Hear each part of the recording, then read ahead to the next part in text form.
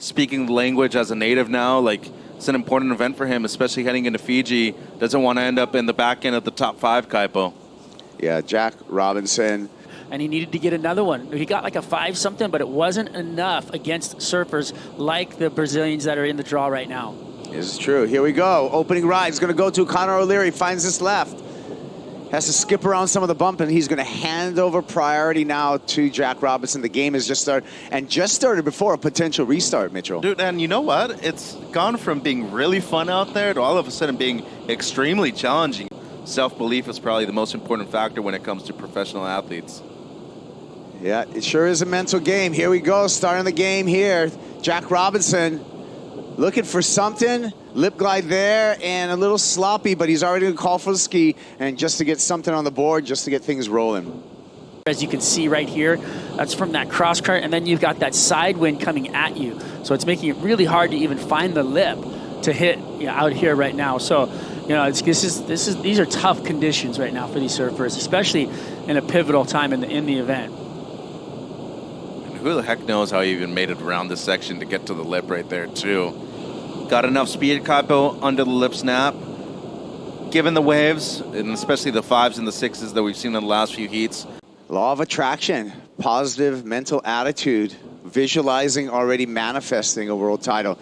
Connor O'Leary here. Quick feet again, Mitchell. 2 times to the lip for the surfer from Cronulla. And that is going to be, that's going to top the 3-point ride that already been put down by Jack Robinson. Looking at the takeoff, guys. From behind the first section, up and over the whitewater, and then straight into the lip for the second one. So going to be a decent score, and all it takes is a couple of 5s to get through most of these heats, guys. So here's Jack's ride. Let's see what he's got for us. The surfer from Western Australia, very patient, and he's surfing through a river right now with that rip just going straight through the peak. So even somebody, when I see somebody like Jack Robinson not being able to place a turn out there, let's just be honest, it's not very good. Back at around the 16, heat number 1, Jack Robinson up and riding through a river here. Finds some nice clean face to place that turn on the backhand. Robinson hooks it one more time, gets a little momentum down the line, and gets caught up a little bit in that river, but 2 quality turns on the backhand to turn the heat. 2.85 will do the trick for Jack Robinson. Talk us through this replay, Strider.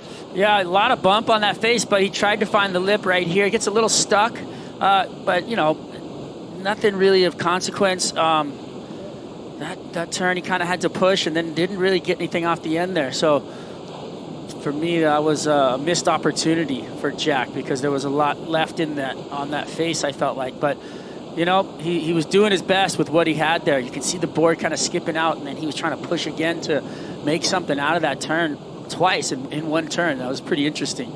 But then the finish there, really kind of sloppy. So he's gonna want more. I don't know if it's fatigue or something, but he looks a bit off in comparison to yesterday. I will say that. Oh. Connor O'Leary coming back on live action and finishing off and surprising himself, it looks like, with the finish, able to get that board back underneath his feet. Strider, I feel like just watching the end of that was something dynamic. So we got something coming at us, Mitchell. Yeah, so larger set wave comes around the section right here. It seems like it was just the one. Strong turn, though, very committed, and a larger section right there from Connor O'Leary. So, I mean, and Sammy Pupo would be imposing figure in that he's won a CS here. He's been a runner-up in a Challengers in the CT here. Here comes Jack on the comeback. Can he get a 5.17 on this wave? Nice start with a couple of turns. Fist pump. Mitchell, I'm going to go to you. What do you think? Is that a 5.17? Positioning right now is so important. The combo wasn't bad. So a little bit of a check turn right there, and then much more solid on the second one. The one thing I will say is that there wasn't really an integral use of a bottom turn on the first turn right here. It was more of just a widget. You can see right there, it's a little bit of a setup. The second one, he does push a bit harder through the lip, though. And, I mean, just comparing it to the 5.17 of Connor O'Leary, to me, that was a bit better. And I feel like it's going to be cut short right here. You know, we're going to leave it here because, or fortunately. Well, here we got Connor. Slashes there. So nice open face turn for Connor O'Leary. Really has to strive for a finish. Bangs it, timing it with the backwash. Remember, Connor O'Leary will make things much more difficult if he's able to improve upon that 4.17 in his scoreline. As a whole, look at this. As a whole, Connor O'Leary has surfed a much better heat. And that's very evident in the precision and the clean surfing that he's doing on the rail and in the lip. Jack has not had the opportunity to do the type of surfing that Connor O'Leary has done. I'm going to let you comment. Scores have not Mitchell, really fallen into that view, if you understand what I'm saying. What do you think, Mitch? Well, of course, Connor's going to improve on the 4.17 here, but as I said, the score for Robinson probably not going to be enough. I love the way O'Leary was able to compete, not only in this heat, but in the previous one too, Kaipo. Surfed excellent in my mind in terms of how the waves were. Yeah, well, Connor O'Leary moving on. He's going to be our first quarter finalist. So congratulations to Connor O'Leary.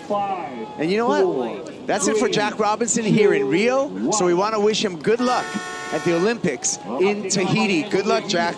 See you at Taupo. That's it, Connor O'Leary. Congratulations. Definitely your heat. The last one was more tricky than the other ones. How did you find yourself out there? Yeah, that was a lot more difficult than the first heat I had. I feel like the first heat, the ski and hopefully gain rhythm from there. And yeah, it was scrappy, but yeah, I'm really happy to get through today for sure. How does your energy get when you run 2 heats in this short period of time? Yeah, man, it was like 35 minutes of constant paddling, like pretty hard paddling. So yeah, 2 heats in a row, with 2 heats of a break in between was pretty draining. But yeah, just had to kind of dig deep and have a bit of food and reset. And yeah, felt like my energy was all right in the second heat, which was good. Seeing as though, I reckon I ducked up about 35 waves in the first one. So yeah, no, I'm really happy and stoked to get into the finals day tomorrow and hopefully get some fun, clean waves. And let's talk about your equipment now. Did you choose another surfboard to ride?